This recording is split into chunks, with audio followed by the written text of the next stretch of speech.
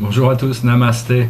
Je m'appelle Gilles Mansillon et je reviens à vous aujourd'hui pour discuter très brièvement de certains sujets qui sont en relation avec l'ascension des consciences qui est en train de se dérouler. Ça fait une trentaine d'années que je suis conscient de l'unité, de l'ascension, de l'unité de la vie, et ça fait plus de 20 ans que je voyage dans l'univers multidimensionnel, et donc je suis maintenant appelé, guidé, inspiré à venir faire cette série de messages pour apporter certains conseils, certains procédés, des choses qui sont prouvées et qui fonctionnent pour ceux qui décideraient de suivre une voie spirituelle afin de chercher quelque chose de mieux à l'intérieur d'eux-mêmes. Et donc le premier procédé que je voudrais expliquer, c'est un procédé tout simple, qui n'est pas en contradiction avec aucune sorte de foi, on n'a même pas besoin d'avoir la foi pour le comprendre, pas besoin de croire en l'existence d'intelligence supérieure. C'est tout simplement trois aspects, trois choses que l'on peut faire pour tous les jours, pour améliorer sa condition et développer ses pouvoirs spirituels. Alors ces trois choses sont la compassion, la lucidité et le courage. Alors, bon, ça paraît bien sûr juste des mots, mais d'abord, la compassion, qu'est-ce que c'est? La compassion, la seule manière de démontrer de la compassion, c'est dans la journée de trouver des choses à faire qui aident les gens que vous pouvez croiser, sans attendre de résultats ou de gains personnels. Donc c'est c'est une manière d'apprendre à pratiquer l'amour, à être plus conscient, c'est des choses que l'on fait, que l'on doit faire tous les jours, essayer de trouver des moyens, parce que bon, faut pas toujours attendre que les gens viennent à nous, des fois on peut attendre que les gens viennent à nous pour nous demander des conseils ou nous demander de les aider, mais des fois on peut avancer pour offrir notre assistance, et donc ça nous permet de développer mieux notre compassion. Le deuxième élément, c'est la lucidité. La lucidité, c'est arriver à amener la lumière en soi, et pour ça il n'y a qu'une seule manière, il y a d'autres manières, mais enfin la manière la plus essentielle, c'est d'apprendre la méditation. C'est quelque chose qu'on fait normalement la nuit, quand on se calme, c'est-à-dire c'est trouver un moyen, un moment où on s'assoit tranquillement pour essayer de vider notre esprit, de sentir nos émotions, de se concentrer sur sa respiration, faire le vide en nous. Même si vous le faites que 5-10 minutes tous les jours, c'est très important de vous donner ces 10 minutes par jour, parce que c'est un moyen d'accumuler un peu de lumière spirituelle de l'intérieur, afin de renforcer vos sens, vos expériences sensorielles, pour qu'elles soient moins agressées pendant la journée par toutes ces énergies conflictuelles qu'on peut rencontrer dans le monde terrestre. Et donc la méditation, au départ, bon, bien sûr, on peut normalement, faudrait au bout de 20 minutes, si vous avez la patience d'attendre 20 minutes à respirer, à vous concentrer sur votre respiration, au bout de 20 minutes, il y a des choses qui commencent à arriver plus clairement. Bon, peut-être des fois, si vous avez jamais pratiqué, tout d'un coup, il peut y avoir une lumière qui surgit entre vos deux yeux, ou il peut y avoir des sons qui arrivent, ou des messages, ou des sensations nouvelles, des choses différentes, des choses nouvelles. Et donc c'est un moment privilégié, mais très important, de toujours se donner un petit peu de temps tous les jours pour écouter ce qui se passe à l'intérieur, pour aller à l'intérieur de soi. Et donc, la méditation, ça s'apprend pas dans les livres, ça s'apprend pas sur Internet. Bon, bien sûr, il y a des techniques, chacun peut suivre la technique, le yoga, ou peu importe les techniques que l'on choisit, mais une fois que vous avez la technique, c'est pas en lisant des livres, enfin, je vais pas dire que lire des livres c'est très utile, on s'instruit, mais les réalités de l'âme ne peuvent pas être découverte par le procédé analytique mental. Donc il faut essayer d'enlever ses pensées, son esprit critique, pour essayer de voir qu'est-ce qui se cache derrière tout ça.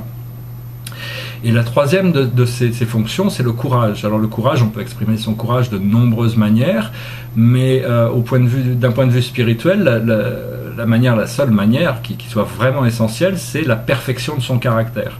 C'est-à-dire, tous les jours, on doit faire des efforts pour améliorer son système de pensée, avoir des pensées plus légères, des pensées plus belles, avoir des émotions moins discordantes, avoir des émotions plus libérées, plus joyeuses, et aussi nettoyer son corps physique, trouver des moyens qui permettent d'être se sentir mieux dans son corps. Ça peut être faire du sport aussi, ça peut être manger plus sainement, manger plus la nourriture vivante plutôt que de la nourriture morte, ça peut être boire beaucoup d'eau plutôt que de boire de l'alcool ou des choses comme ça. Enfin bon, tout le monde, chacun est à un degré différent, donc chacun peut adapter ce procédé, mais il faut, grâce à ce procédé, on peut voir qu'on fait des progrès. C'est-à-dire qu'au plus on aura de courage pour perfectionner nous-mêmes, au plus naturellement la compassion et la lucidité vont augmenter en nous. Au plus on a de compassion, au plus notre lucidité aussi va augmenter et notre courage devient c'est naturel, plus naturel d'avoir des actions de courage vis-à-vis de nous-mêmes.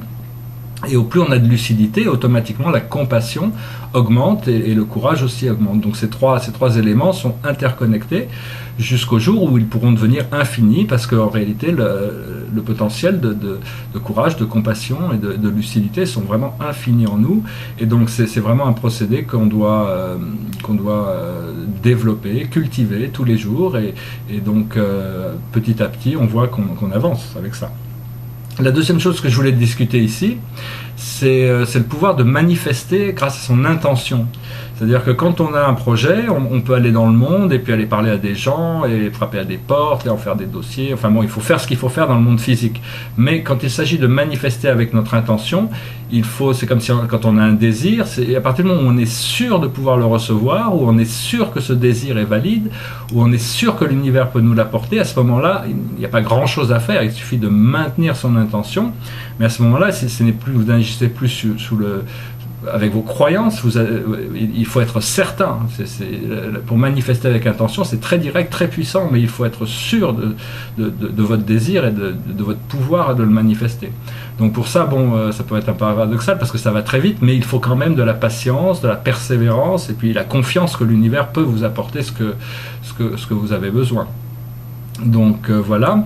Une dernière chose que je désire mentionner, c'est que j'ai décidé d'élargir encore mon champ créatif et je vais bientôt me mettre à composer de la musique, écrire des chansons. Et donc ça va venir, ça va être très amusant. Et en attendant, j'ai commencé à décider de débloquer un petit peu mon 5e chakra ici. Et puis parce que en chantant, il faut travailler un petit peu la voix, comme ça va me permettre de pouvoir chanter mes chansons de manière correcte. Mais aussi c'est connecté au cœur, c'est-à-dire le 4e et 5e chakra. C'est-à-dire que si quelqu'un chante peut avoir une très belle voix, s'il met pas son cœur, il y a très peu d'énergie. Donc voilà, j'ai commencé peut-être avec quelques chansons d'autres personnes. Je vais continuer. C'est un procédé en a cappella, c'est-à-dire c'est très difficile, surtout quand on n'est pas entraîné à sa voix, mais bon, c'est juste des petits exercices que je fais comme ça, avec quelques chansons que j'aime bien, et puis bientôt je passerai avec ma propre musique, mais bon là ça sera certainement à travers un autre médium que celui-ci.